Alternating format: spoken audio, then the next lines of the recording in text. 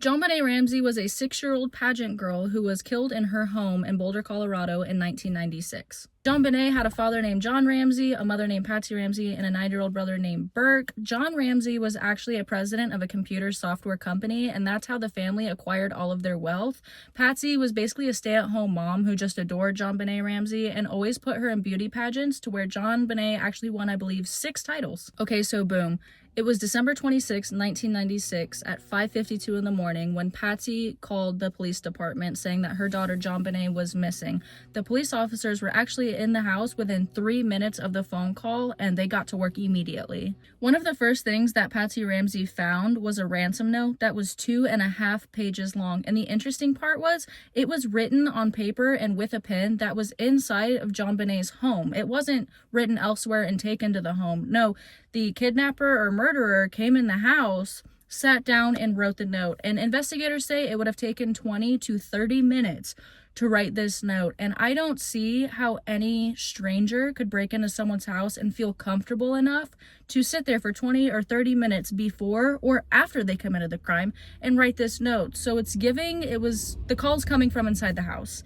It's giving someone was comfortable enough to sit in the home, not be detected, and write this note.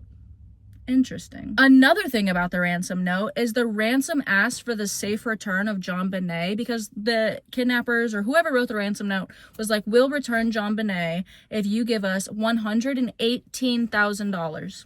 Not $100K, not $150, not $200, $118,000. And that's a very specific number. And coincidentally, it's the same exact number of John Ramsey's bonus that year. And no one knew that except for John Ramsey and Patsy Ramsey. Interesting. So not only did Patsy Ramsey call the police, but she also called a lot of her friends and family. So over 20 strangers, family, friends came to the house and basically muddied up all the evidence. That is so many people's DNA that should not have been anywhere near that crime scene, and they were all let in. So their fingerprints, hair follicles, footprints, everything was all over the house top to bottom. In turn, destroying a lot of evidence, vital evidence in the crime scene. As the investigators were searching the house, they didn't find anything. They were looking for exit routes. They were looking for evidence, bodies, anything. One investigator actually walked up to the basement door downstairs, and he was looking for an exit route for the kidnapper or intruder. But since there was a certain latch on the door that he was facing, on the outside, I guess, of the door, it was closed. He rationalized in his mind this could not be an exit route because it's locked from the outside. So he walked away from the door. Behind that door is actually where Jonbenet Ramsey's body was found. The interesting thing about that is John Ramsey wasn't helping the investigators look, but whenever he decided to look or someone asked him to look, he led the investigators directly to the basement immediately. Jonbenet Ramsey was found with duct tape over her mouth, a nylon rope or cord around her neck and her wrists, and her body was wrapped in a blanket. John Ramsey immediately picked Jonbenet up and took her upstairs, which was further destroying evidence and muddying up the crime scene.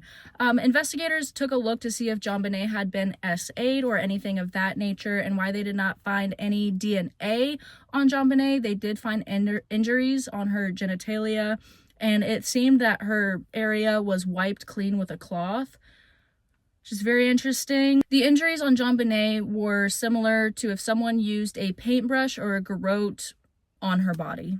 Jonbenet's official cause of death was blunt force trauma to the head and asphyxiation due to the nylon cord around her neck, and no one really knows what happened. There are so many theories because DNA was found in the basement that was not John's, it was not Patsy's, it was not Burke's, Jonbenet's 9-year-old brother. It was unidentifiable. Also, there was a man in, I believe, the Philippines. You can fact check me, it might not have been that country, but a complete super far away country who just randomly confessed to Jonbenet's murder one day.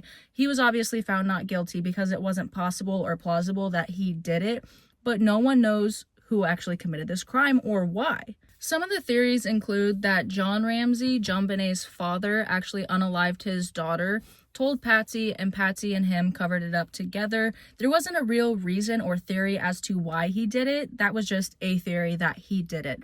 One theory was Patsy actually killed Jonbenet because Jonbenet had been frequently wetting the bed, and Patsy may have hit Jonbenet and bonked her head and accidentally killed her, and then they tried to cover it up with the nylon cords.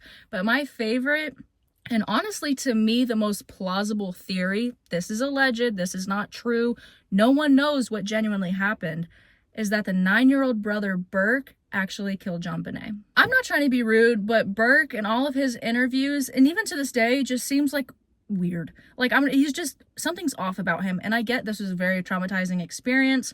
That could be the reason, but he seemed a bit off before that in some of the videos that he was depicted in. So one of the running theories, oh, also, let's not forget, hold on, Jonbenet was found with pineapple chunks, like the food pineapple, in her stomach whenever an autopsy was performed. And when investigators asked Patsy Ramsey, did you give her any pineapple? Because there's a bowl of pineapples on the kitchen counter with a spoon in it. Patsy said, no, of course, no, I didn't give her any pineapple. I don't know what you're talking about. But Patsy's fingerprints were found on the bowl. I don't know if this is important or not, but I didn't want to forget to throw that in there. Okay, boom. So the running theory is that Burke got up in the middle of the night to go get himself some pineapple, and Jonbenet woke up or whatever and came with him, and she stole a chunk of his pineapple, and so out of frustration, he hit her in the head with something heavy like a flashlight, and she fell and presumably died. And either Patsy heard a noise or Burke went and got his mother, and so Patsy and John ended up covering up the murder for Burke because they didn't want their 9-year-old to go to jail or be charged, or the family to get heat that there was a murder within the family and one of the family members did it. So I believe that John and Patsy picked up Jonbenet, took her down to the basement, tied her up, put duct tape on her, put her in a blanket, did those despicable things to cover up what actually happened to her by her brother. Again, this is all alleged. No one knows. This is my opinion. No one knows if it's true. John Ramsey is still alive to this day, and he remarried in 2011, I believe, after Patsy Ramsey died of cancer in 2006. I'm not sure what Burke is doing, but he is still alive as well.